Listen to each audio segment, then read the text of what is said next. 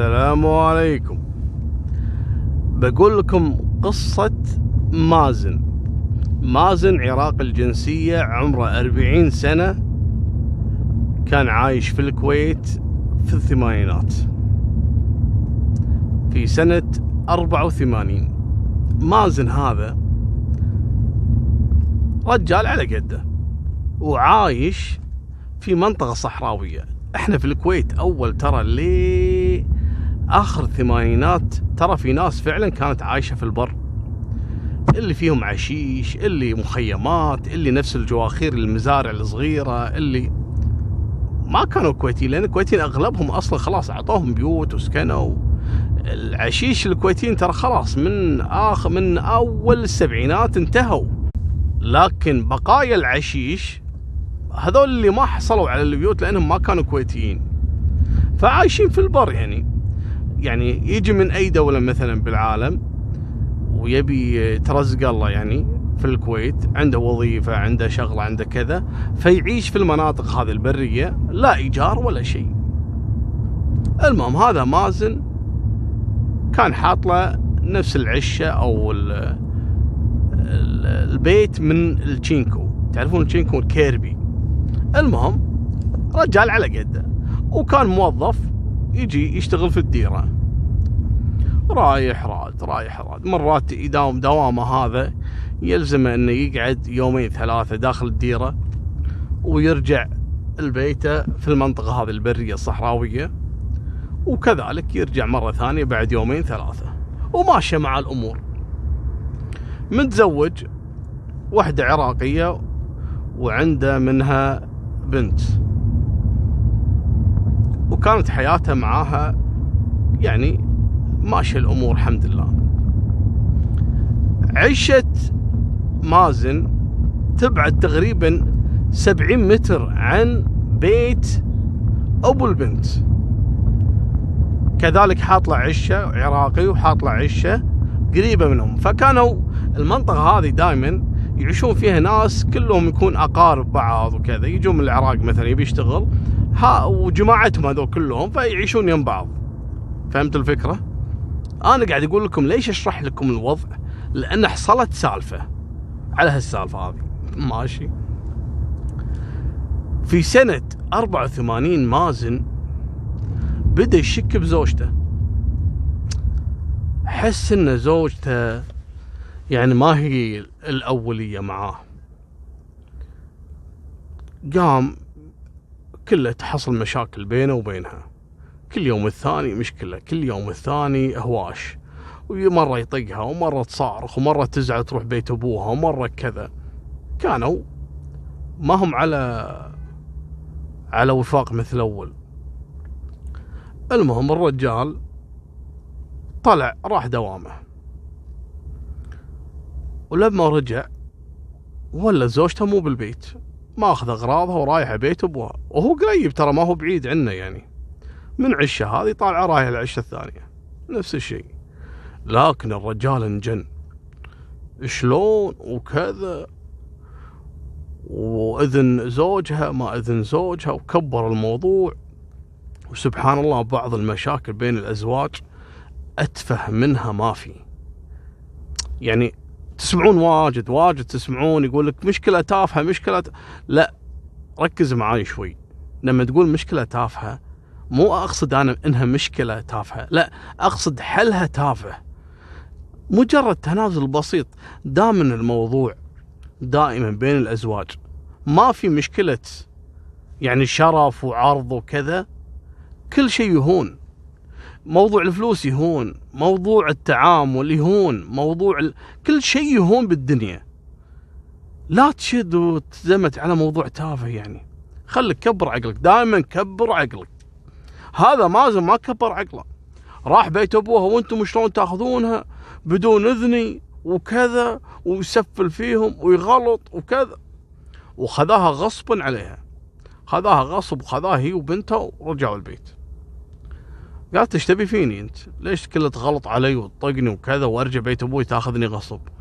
قال عشان بنتي. قالت بنتك ماشي، خل بنتك عندك. خلت البنت ورجعت بيت ابوها. الرجال قالها روحي، اهم شيء اعطيني، يعني انه كانه قاعد يساومها انه ياخذ البنت ويقول هذه اكيد راح ترجع. المهم المرة لما تضرب فيوزاتها سبحان الله خلاص لا ما تفرق بنت ما بنت، وهذا شيء غلط. يعني حتى تكرمون الحيوانات، القطوة او تكرمون الحيوانات بعض، والله ما تترك ولدها ولا ضناها لو تقطعها. الدجاجة هذه معروفة تصير اسد، هذه تركت عادي ما عندها مشكلة، راحت بيت ابوها تركت البنت، والبنت صغيرة. الرجال قاعد ينطر شوي، ينطر اول يوم ثاني يوم لا قام يروح الدوام، لا قام يعني وعزة نفس ما يبي يروح يناديها. انت الحين ممكن تبي بنتك، هذه بنتك عندك. الرجال توهق، فقام لا يروح الدوام لا قام يطلع، والبنت صغيرة ما هي كبيرة عشان يقدر يخليها ولا يقدر، لا تبي شيل تبي حليب تبي كذا، بتلش الرجال. وهلا كلهم في العراق ما عنده احد غير مرته واهل مرته. المهم الرجال زر عقله. قبل فترة من هالمشكلة هذه مازن اشترى من ابو زوجته، اشترى منه ونيت ديتسن نوع شفروليت اشتراه منه. فمازن توه هالايام قام يسوق هالونيت وكذا، قام ركب السيارة الونيت وقام يفتر، خلى بنته في البيت ومنجن وده يروح يمسك البنت هذه مرته ويذبحها ولا يروح يطقها، هلا يبي يسوي اي شيء، خلاص مقهور. يعني عذبته، لا دوام لا نوم لا اكل لا شيء، وبنته عنده وتبكي، انجن الرجال. قام يفتر بالسيارة، يفتر حوالين عشة منو؟ عشة اهل زوجته. وكان يدري ان ابو زوجته هذا كان مرقدينه في مستشفى العدان عندنا في الكويت لانه كان مريض ايامها، فيدري انه في البيت بس عمته وعيالها ومرته. المهم وهو يفتر ويضرب مخه ويروح يستنى بهالونيت اللي توه شاريه ويدعم العشة ويداهمهم داخل العشة ويكسر الدنيا وهم نايمين. راح احط لكم الصورة، والله يا الصورة انها تبكي. ويا سبحان الله اول ما دش بالسيارة داخل العشة، اول ما دهس منه؟ دهس مرته، لكن عمته وعيالها صاروا كلهم تحت السيارة. طبعا صراخ وكذا وعلقت السيارة ما قامت تتحرك وهم تحت السيارة كلهم متعلقين. المهم يسمع واحد من العشش اللي حوالينهم يسمع السالفة ويروح، ولا السيارة معلقة مو قادر يطلع الناس. قام بلغ العمليات وجو الأمن وشالوا السيارة وطلعوا هالناس اللي تحت السيارة، لأنه كان خشب وهو داهس الخشب والخشب طايح عليهم وهو فوق الخشب. لكن ربك نجاهم بكسور ما كسور. انقلوا عمته وعيالها بنات وصبيان كلهم انقلوهم إلى مستشفى العدان، ولا هذا أبوهم أصلا مترقد في المستشفى.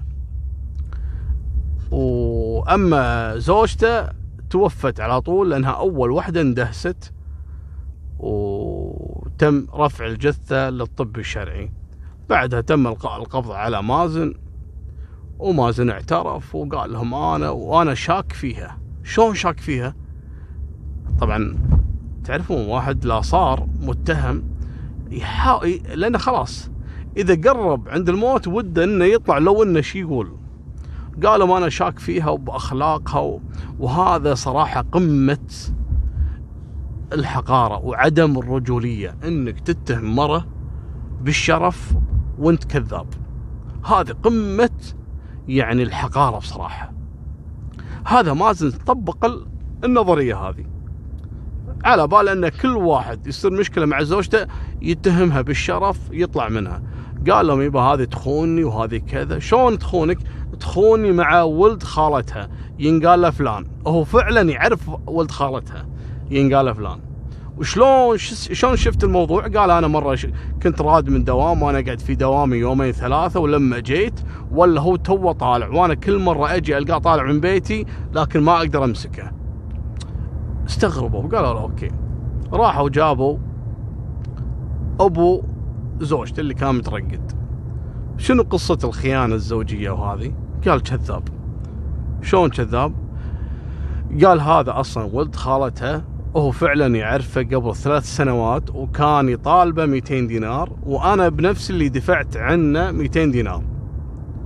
وهو لانه يعرفه وعلاقتهم زينة بينهم البعض، لكن انه بكلامه ان خاينته ما خاينته، وحتى انه يتهم يقول البنت هذه اللي من امرتي ما هي بنتي من صلبي، يعني من ولد خالتها، يعني خيانة.